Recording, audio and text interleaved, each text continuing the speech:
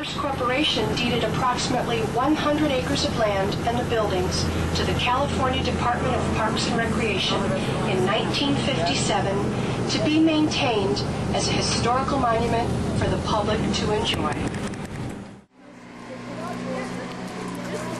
Yeah, we have 7.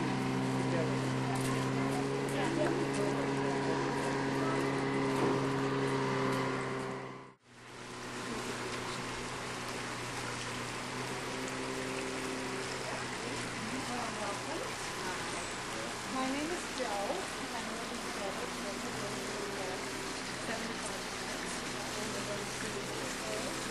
Of the Casa Grande, and have you been here? And have you folks?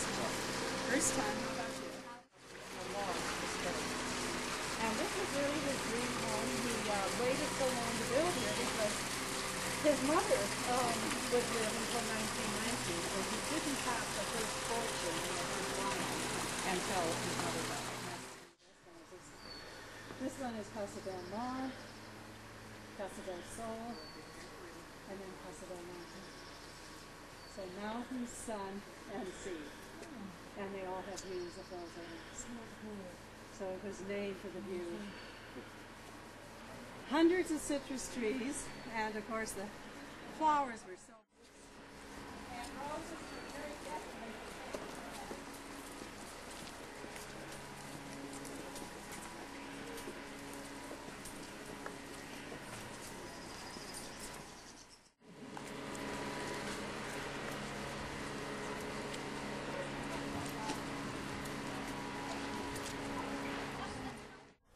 There are 24 guest bedrooms, and this is one. And each of the bedrooms has a private bath. That's the bathroom through that door. And then the closets were set on the outside so the maids could care for your clothing. And this was sort of an inner apartment, and you did share the sitting room. We'll be there in a minute. But this, of course, was completely private. And you did have a sitting area, even outside your own room. The art is mostly Renaissance and Gothic, and the ceilings are all antique ceilings. There are 55 of these Spanish and Italian ceilings. The architect used everything possible of his collection, like fireplace mantels, sacristy doors, so you can enjoy the outside. This is the sitting room that you did share with the guests in the other bedroom. And this is a mezzanine floor, so it's 2 bedrooms, 2 bathrooms, and a sitting room and a deck. And it's just over the billiard room and the morning room, so it's a partial floor.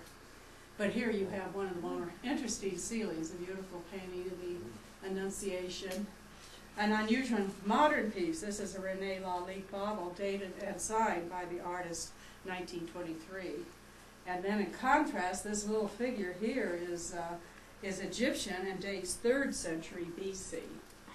Telephones in every room, even outside, and from this really isolated part of California, you reached any part of the world with telephone service. So consequently, he was able to do his work from this hilltop. In the 1850s, he would become a very successful miner. Silver, gold, copper is the foundation of this family as well. Today it's invested in the media. And of course it was this man, William Randolph Hearst, that began it with his newspaper. Okay. And we're on the 2nd floor. And there are 24 guest bedrooms, and most of them are on this 2nd floor. And look up the view too, because you get an idea of why he wanted to build here so tall. He loved the views. That's a deep water bay down there, and everything was brought in by ship and stored in the warehouses down there. And then to your left, way over to your left, is a mountain covered with pine trees, and that's Reservoir Hill, where the water is reservoir coming from.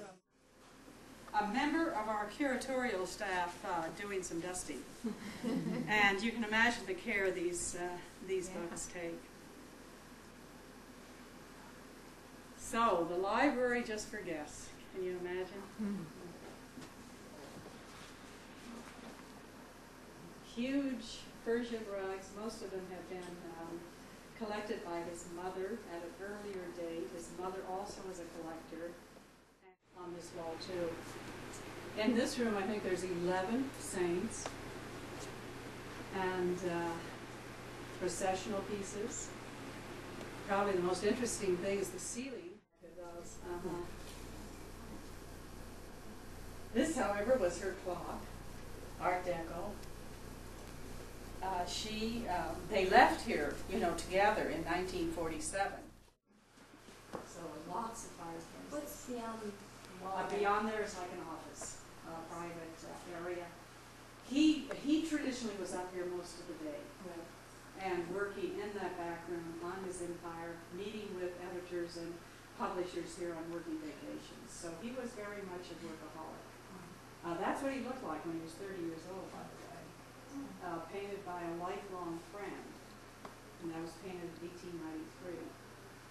The table in front of us, the long table, was actually used as a board table, and it was traditional that after the nightly movie, why he and his editors and publishers would come up here with multiple telephone lines, put the papers to bed across the country.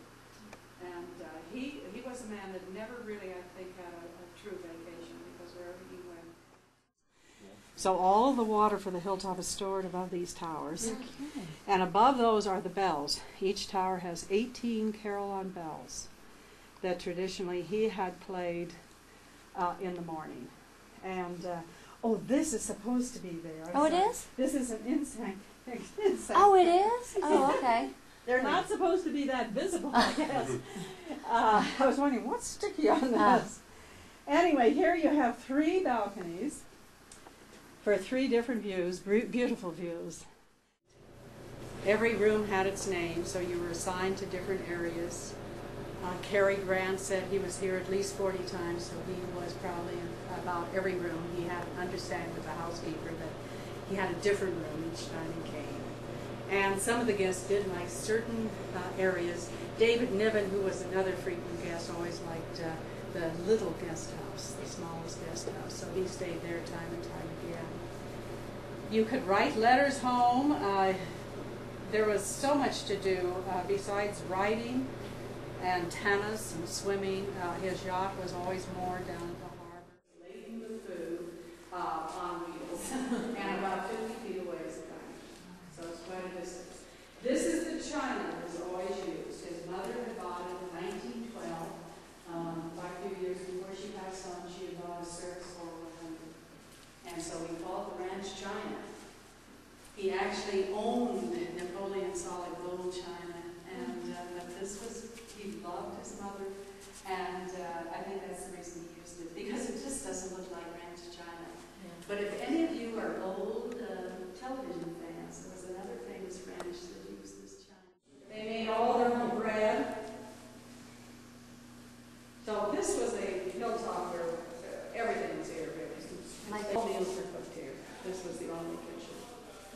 This shows off the uniforms, and also where the secretary usually ate. He always had a male secretary who got Colonel Joe was his name.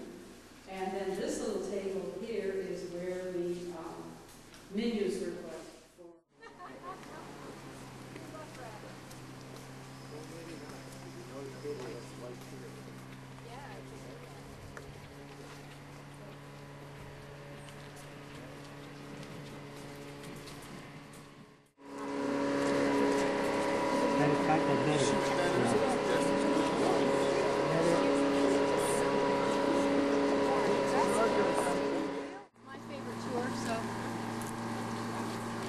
Давай, это же,